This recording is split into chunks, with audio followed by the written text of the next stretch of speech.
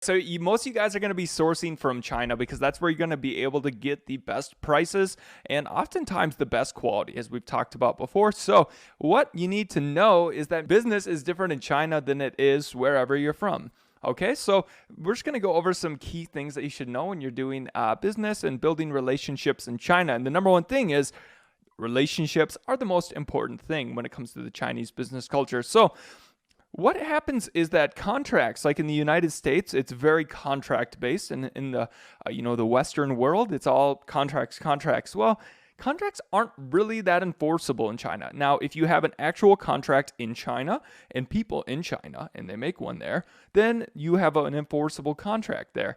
But intellectual property laws are quite different, and so are contracts there. So basically, we will get a contract with a Chinese manufacturer, but it's not really enforceable. Okay. At the end of the day, it all comes down to trust and relationship with that supplier. And so as you go on over time, building that relationship is essentially the contract that you have with them. And as you guys make money with each other and trust one another, then that's how that's just as good as a contract. And as long as you can build up this relationship, you're going to be able to get better price. You're going to be able to get better terms on everything. They'll even start to give you money terms over time. Like, let's say instead of paying up front, you now will get 90 days. You don't have to pay until after it's already delivered to you and you've sold it. So yeah, as your company grows bigger over time, you're doing massive volume, you can get Chinese contracts made.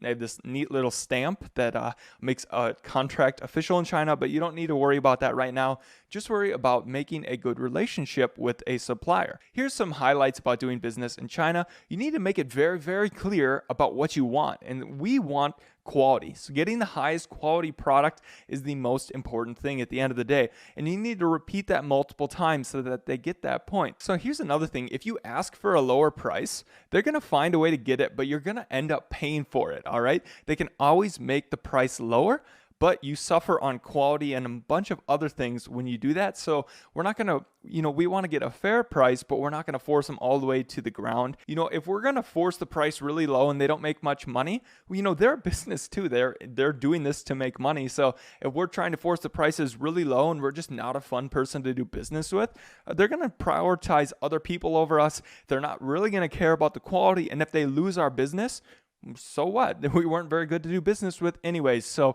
always focusing on building that relationship with them, making sure they're profitable. We will then get better terms, and there's all sorts of other stuff that's more important than just the price, and we'll go over that in a little bit. So one thing to know about the Chinese culture is that they don't criticize the boss or people that they're doing business with. So they may say yes and make a promise on something that they can't actually do because that's just kind of the way that culture works.